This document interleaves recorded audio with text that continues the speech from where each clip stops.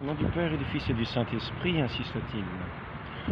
Pour faire ce très court entretien, pour faire quelques rappels, pour certains qui pourraient s'inquiéter, se dire que peut-être la fin, peut-être l'Église va avoir une fin à un moment, à un autre, même sans qu'on se rende compte, puis le temps continue, puis en fait l'Église aura terminé. Parce qu'il y aurait quelques prophéties, parce qu'il y aurait quelques prophéties ici ou là qui diraient des choses qui laisseraient penser que l'Église un jour va terminer, que le successeur de Pierre, il n'y en aura plus, et puis que donc il faut nous souvenir, que l'enseignement de l'Église, institué par notre Seigneur Jésus-Christ, nous dit que c'est cette Église, avec le successeur de Saint-Pierre à sa tête, sera toujours jusqu'à la consommation des siècles. Pas que nous nous inquiétons pas. Ne disons pas peut-être la prophétie, peut-être les événements de la prophétie sont arrivés maintenant, voilà, nous sommes dans ces temps-là prévus, et puis il n'y a plus de Pâques, il n'y a plus ceci, il n'y a plus cela, vous avez vu ce qui se passe, parce que certains ont l'art de tourner les paroles de certaines manières, ou de faire apparaître certaines choses comme des lapins dans un chapeau de magicien, pour nous faire croire que l'Église a disparu, que le pape, il n'y en a plus. En ce moment, il n'y a plus de pape. On travaille à l'élection d'un pape, parce que le pape François est mort. Jusque-là, nous avons eu cette succession, et d'ici quelques jours, nous prions pour que d'ici quelques jours, il y ait un nouveau successeur, Saint-Pierre. Et que je sache, on n'est pas à la fin du monde. La consommation des siècles, on n'a pas encore vu la parousie. Donc il nous faut écouter la parole de notre Dieu. Il nous a promis qu'il serait avec son Église jusqu'à la consommation des siècles. Que les portes de l'enfer ne prévaudront pas contre l'Église. Que cette Église est bâtie sur le roc. C'est pas un roc d'un moment. Quand le Christ, qui a la parole éternelle, dit le roc, c'est pas un roc qui va s'effriter petit à petit pour un jour disparaître. Non, le roc. Et ce roc, c'est aussi Saint-Pierre et ses successeurs. C'est cette Église qui va jusqu'à la consommation des siècles. Elle a été fondée avec un chef. Et il y a toujours un successeur à un chef. Elle est fondée d'une certaine manière, et elle est faite pour durer de cette manière-là, par quelqu'un qui a les clés. Pour établir, pour permettre qu'on soit sur le roc, en union avec celui qui est le roc, le Christ. Celui qui a les clés est aussi un roc, car c'est lui qui nous permet de nous trouver sur le roc. S'il veut que nous ne soyons plus sur le roc, il lie et il délie. Et ce qu'il tient lié est tenu pour lier au ciel. Ce qu'il tient lié sur terre est tenu pour lier au ciel. Ce qu'il tient pour délier est tenu pour délier au ciel. Donc c'est lui qui a les clés du royaume. Donc c'est lui qui fait que nous sommes sur le roc ou pas. Donc faisons bien attention. Il y a un portier à ce royaume. Il a les clés. C'est le Christ qui lui a remis les clés. Relisez l'Évangile. Et puis ensuite, entendez la parole qui est dite. C'est un roc, mais c'est pas un sable mouvant, c'est l'inverse. Ce sera un sable mouvant pour ceux qui n'ont pas la foi, qui ne croient pas qu'il y a un roc. Eux, ça sera le sable mouvant, ils sont toujours à crier au secours, à s'enfoncer, à disparaître.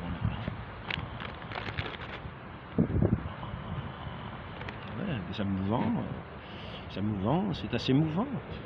Et ceux qui sont là sont toujours dans les inquiétudes, dans les recherches tenons ferme sur ce roc solide de la foi, dans la proposition de la foi qui nous a été faite, que l'Église nous fait, qui est l'enseignement du Christ.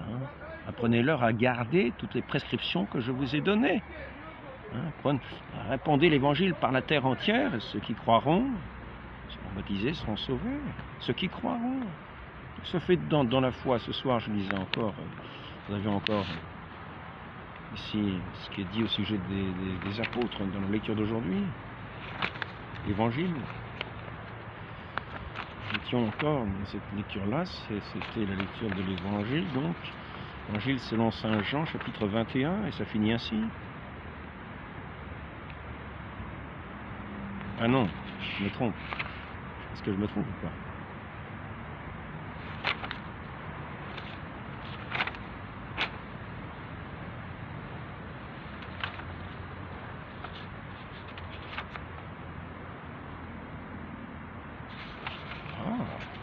C'est les Actes des Apôtres. Les Actes des Apôtres. Donc, quant à nous, nous sommes les témoins de tout cela avec l'Esprit Saint que Dieu a donné à ceux qui lui obéissent, c'est-à-dire qui croient. Jean d'Entretien le rappeler, ce n'est qu'un rappel. Obéir, c'est recevoir la parole, y croire et agir en fonction de cette parole. C'est-à-dire croire en la parole. C'est avoir la foi, c'est l'obéissance de la foi. Ne soyons pas de ceux qui disent Seigneur, Seigneur, et qui ne croient pas ce que dit le Seigneur. Il a établi une église fondée sur celui qui a professé cette foi, qui est là pour professer cette foi que le Christ est le Fils unique de Dieu, que le Christ, le Fils du Dieu vivant.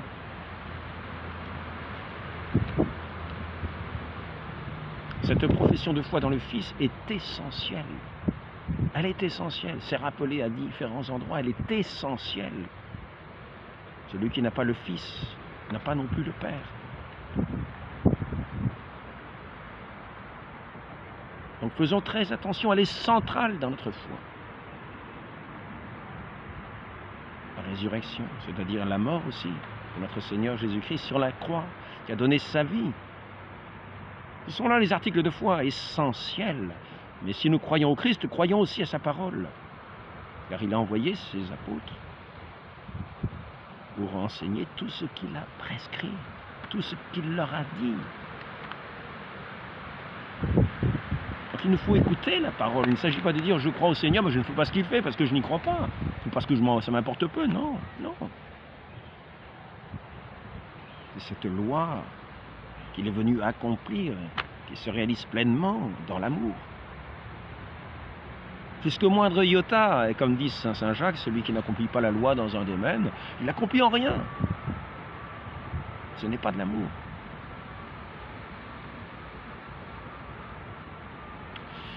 Donc, croyons notre Seigneur, et attirons-nous ainsi l'assistance du Saint-Esprit, la grâce du Saint-Esprit, qui est aussi notre pardon, car nous voyons que le pardon est aussi lié à cette acceptation. Nous recevons le pardon pour ceux qui croient. Christ a donné sa vie une fois pour toutes, et nous recevons le pardon. Ce n'est pas... Il ne s'impose pas, non, c'est une réception. C'est-à-dire que, comme un accueil de la parole de notre Seigneur, nous accueillons, nous recevons le pardon.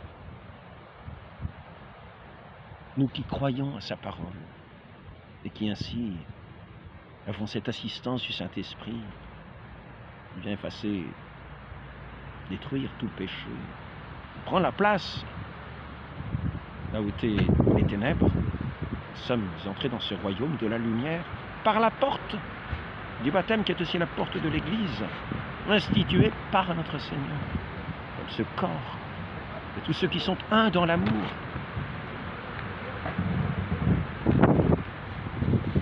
Donc, je voudrais simplement faire quelques rappels. Je vais voir si la troisième semaine, parce que c'est la troisième semaine du temps pascal, il y avait quelque chose qui rappelait cela. Bon, est-ce que je vais y être? Je n'ai pas sûr, vous savez. Jésus-Christ, après avoir offert pour les péchés un unique sacrifice, est assis pour toujours à la droite de Dieu. Il attend que désormais ses ennemis soient mis sous ses pieds à son sacrifice unique. Il a mené pour toujours à leur perfection. ceux qui reçoivent de lui la sainteté, ceux qui reçoivent, c'est-à-dire ceux qui l'accueillent. Pas quelque chose qui est imposé. Nous recevons comme un don de Dieu, ce don du Saint-Esprit, de l'esprit de sainteté, de l'esprit sanctificateur. Alors, revenons à Saint-Pierre. Il faut être sûr d'avoir cette parole, de cet enseignement, quoi. Commençons déjà par nous rappeler ce serment antimoderniste, auquel certains se réclament, qu'ils regrettent qu'il n'y ait plus. On peut finalement le regretter, parce que ça leur rappelait certaines vérités. Serment antimoderniste, j'embrasse et reçois fermement toutes et chacune des vérités que l'Église, par son magistère inhérent, a définies, affirmées et déclarées. Ne nous contentons pas de faire le serment de ne pas y croire. Quand il y a un concile qui réunit toute l'Église, ne croyons pas que le magistère est un magistère qui est errant. Non, c'est un magistère inhérent. Donc il ne va pas aller enseigner des folies. Nous devons l'écouter. Qui vous écoute, m'écoute. En ceux qui ont autorité de la part de Dieu de parler, d'enseigner, parlent, écoutons-les. Celui qui vous écoute m'écoute, et celui qui m'écoute entend, écoute aussi celui qui m'a envoyé. Donc, j'embrasse et reçois fermement toutes et chacune des vérités que l'Église, par son magistère inhérent, a définies, affirmées et déclarées. Sinon, nous ne disons pas que nous sommes de l'Église, disons autre chose. Disons ce que nous pensons. Ne disons pas que nous sommes de l'Église. Nous sortons de l'arche sainte, établie par notre Seigneur, du roc solide, pour aller sur les sables mouvants de nos pensées mouvantes.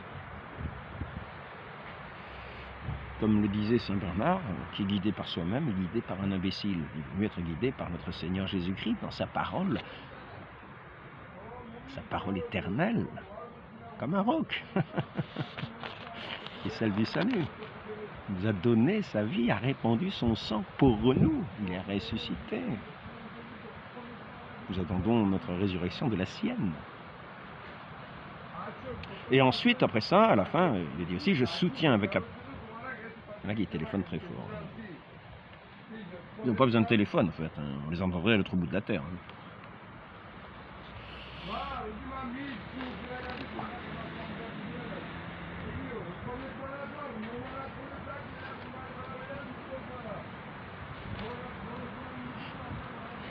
Je soutiens avec la plus grande fermeté, je soutiendrai jusqu'à mon dernier soupir, dit encore ce serment antimoderniste. Jusqu'à mon dernier soupir, la foi des pères sur le critère certain de la vérité qui est, a été, sera toujours, toujours. Ça ne dit pas qu'à un moment, il n'y a plus de pape, il n'y a plus de magistère, non. Sera toujours l'Église sera toujours dans l'épiscopat, transmis par la succession des apôtres.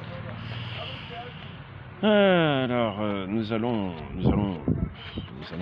pour certains qui ont certains doutes, toujours quelques petits rappels de quelques pères, nous allons faire quelques références, un petit tour assez rapide. Petit tour, j'espère, assez rapide. Nous allons commencer par... C'est peut-être ici qu'il faut commencer.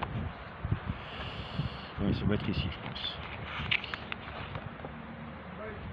Tertullien, il nous parle de Saint-Pierre. Pierre, le roc. C'est pas simplement la foi qui est le roc. Non, il y a aussi Saint-Pierre qui a professé cette foi, qui en sera le garant, dans lequel nous sommes unis. Le pasteur des brebis. Les brebis entendent la voix. Les pasteurs des brebis. Que le Christ a désigné, c'est-à-dire que le pasteur, le Christ, le bon pasteur, a désigné un pasteur. Et qui écoute ce pasteur, c'est ce pasteur, ce bon pasteur, notre Seigneur qui a donné sa vie pour ses brebis, qu'on écoute. Donc il est le pasteur, soit le berger de mes brebis. De mes brebis. M'aimes-tu plus que ceci? Donc alors ici, Saint Tertullien, il n'est pas dit qu'il est saint, c'est en 220, qui ne conférerait ce privilège qu'à la personne de Pierre. Alors ici, c'est sur toi que je bâtirai mon église, lui dit-il, et il parle de Christ qui s'adresse à Saint Pierre. C'est sur toi que je bâtirai mon église. Comprenons bien, c'est donc le roc. C'est sur toi que je bâtirai mon église. Donc sur ce siège de Pierre. Nous attendons que le successeur de Pierre vienne occuper ce siège de Pierre. C'est sur toi que je bâtirai mon église, lui dit-il. C'est à toi que je donnerai les clés, et non à l'église. Tout ce que tu liras et que tu déliras, etc., mais non pas tous ceux qui liront et déliront. C'est ceux qui sont en union avec toi, avec lui, avec Saint-Pierre. Ceux qui sont en union dans la communion, ce sont l'autorité, parce qu'il donne l'autorité. Si Saint-Pierre, par l'autorité du Christ, donne autorité à d'autres ministres d'avoir des clés, de lier, de délier, ainsi que les évêques sont désignés par le successeur de Pierre. Alors ici, et voilà, un autre, Saint Ignace d'Antioche, celui-là c'est écrit trop mal pour que je puisse le lire, donc Tertullien, 220, est-ce que c'est le même? Oui, c'est le même. Qu'est-ce qui a pu être caché à Pierre, ainsi appelé, parce que l'Église devait être bâtie sur lui? À Pierre, qui avait reçu, avec la clé du royaume des cieux, le pouvoir de lier, de délier, tant dans les cieux que sur la terre. C'est là qui nous établit sur le roc. Celui qui n'est pas lié à ce roc, qui en a été délié, il n'est plus dessus. Donc c'est quand même bien Pierre qui a ce pouvoir. Soyons donc bien établis sur ce roc, en union avec lui. Cette grâce que Dieu nous fait de nous donner un pasteur, faire entendre sa voix, sa douce voix. Et ne soyons pas des sourds. Ne disons pas je crois, Seigneur, Seigneur. Pourquoi m'appelez-vous Seigneur, Seigneur, et ne faites-vous pas ce que je dis? Ici, c'est Cyprien de Carthage. Le Christ a bâti sur Pierre. Il a dit que le Christ a bâti sur Pierre et qu'il a autant d'autorité apostolique que les autres apôtres, à ceci près qu'il est le premier parmi eux, qu'il en est le responsable. Le Christ s'est réveillé de la mort et il dit, Pierre, prends soin de mes moutons. Cyprien de Carthage, il y a des références très, très savantes. Unité de l'Église, 4 PL4, etc. Col 513, 516, etc. Donc ainsi, on voit qu'il n'y a une seule Église, un seul responsable, totalement en accord entre eux. Celui qui ne reste pas attaché à cette unité de Pierre, est-ce qu'il peut croire qu'il reste attaché à la foi? Celui qui abandonne le siège de Pierre, lui sur qui l'Église est construite, est-ce qu'il peut affirmer « moi je suis de l'Église » ? Voilà, nous allons maintenant changer. Là, c'était Saint Cyprien, c'était le Cyprien du moins. Non, Origène. Pierre, sur qui est édifiée l'Église du Christ. Vous voyez. Et maintenant, j'en ai dit quelques-uns, peut-être encore un autre.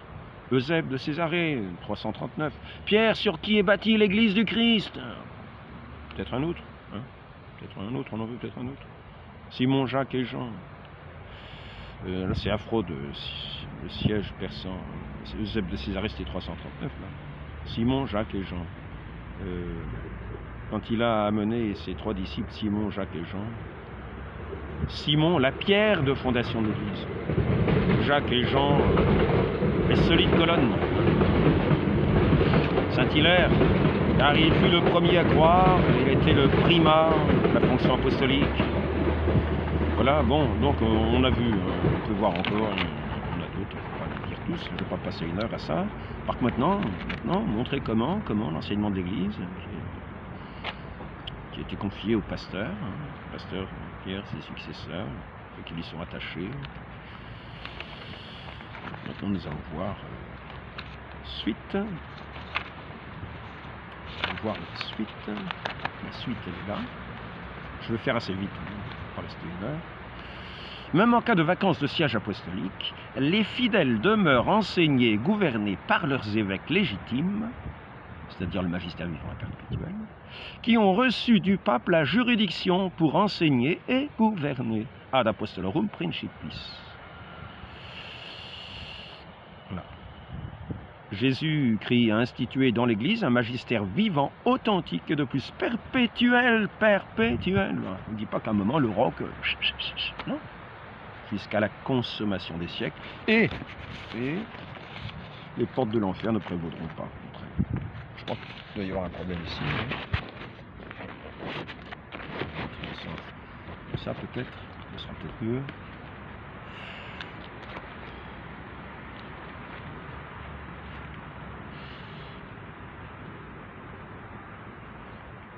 Alors maintenant, donc nous venons de voir, Jésus-Christ a institué dans l'Église un magistère vivant, authentique et de plus perpétuel, qu'il a investi de sa propre autorité, revêtu de l'esprit de vérité, que les enseignements doctrinaux de ce magistère fussent reçus comme les siens propres.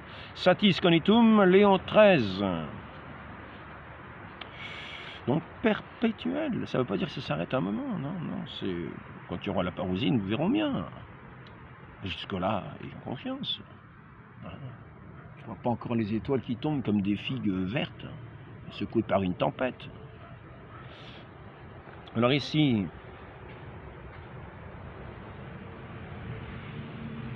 je vais passer assez vite.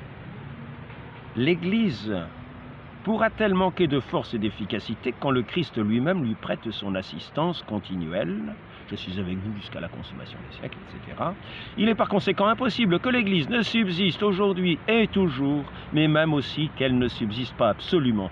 La même qu'au temps apostolique, à moins de dire, à Dieu ne plaise, que le Christ, notre Seigneur, a failli dans son dessein, ou bien qu'il s'est trompé quand il affirma que les portes de l'enfer ne prévaudraient jamais contre elle. Mortalium animos, Pie IX.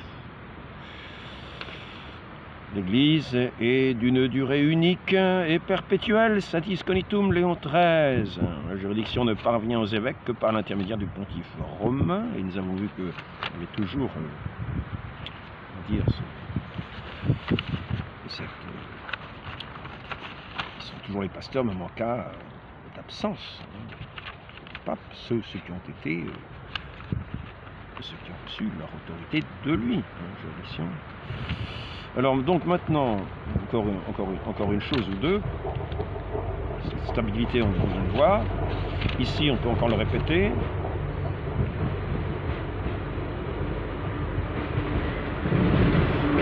Saint Cyprien, le Christ dit aux apôtres et par là même à tous les supérieurs qui succèdent aux apôtres dans leur fonction, qui vous écoute, m'écoute.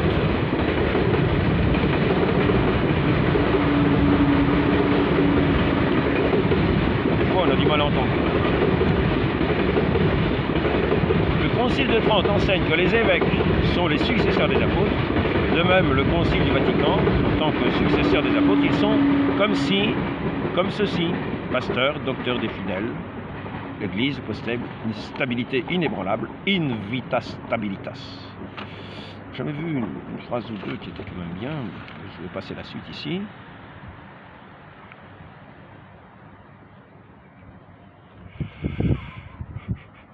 Voilà ici.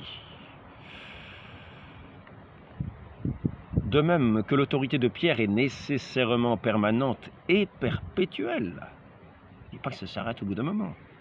Donc ne nous inquiétons pas, nous sommes dans l'Église, tant mieux si nous y sommes. Ayons confiance. Gardons la foi dans notre Seigneur, qui est le pasteur, qui a nommé des pasteurs, qui a établi des pasteurs. C'est-à-dire que c'est lui qui est le pasteur dans ses pasteurs. De même que l'autorité de Pierre est nécessairement permanente et perpétuelle dans le pontife romain, ainsi les évêques ont leur en leur qualité de successeurs des apôtres, sont les héritiers du pouvoir ordinaire des apôtres, de telle sorte que l'ordre épiscopal fait nécessairement partie de la constitution intime de l'Église. Et là, nous en arrivons, Léon XIII, satis cognitum toujours. Mais de même que la doctrine céleste n'a jamais été abandonnée aux caprices et au jugement individuel des hommes, donc attention de ne pas nous prendre nous-mêmes pour les grands juges de la foi, dans les interprétations, mais qu'elle a d'abord été enseignée par Jésus-Christ, puis conférée exclusivement au magistère, c'est-à-dire magistère vivant, dont il a été question. Satis cognitum. Alors, nous allons trouver peut-être encore une phrase ou deux, puis on va arrêter. Dieu a donné à son magistère vivant, à son Église, un magistère vivant, en même temps que des sources sacrées, pour éclairer et pour dégager ce qui, contenu qu'obscurément, comme implicitement dans le dépôt de la foi, et ce dépôt, ce n'est ni à quelques fidèles, ni même aux théologiens, que le Christ l'a confié pour en assurer l'interprétation authentique, mais au seul magistère de l'Église, par la voie ordinaire et par les voies extraordinaires. Je crois qu'on va arrêter là. Donc ayons grande confiance. Ayons grande confiance. L'Église, écoutons notre Seigneur dans son évangile. Écoutons les pères de l'Église. Écoutons les pasteurs de l'Église qui sont au fil des siècles, jusqu'à la consommation des siècles, cette Église établie sur un roc par une parole éternelle. Ainsi soit-il, Marie, mère du clergé, mère de l'Église, notre mère,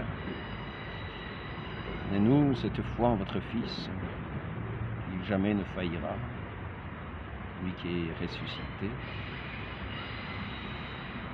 Tenez-nous un pape selon le bon vouloir de Dieu. Ainsi soit-il.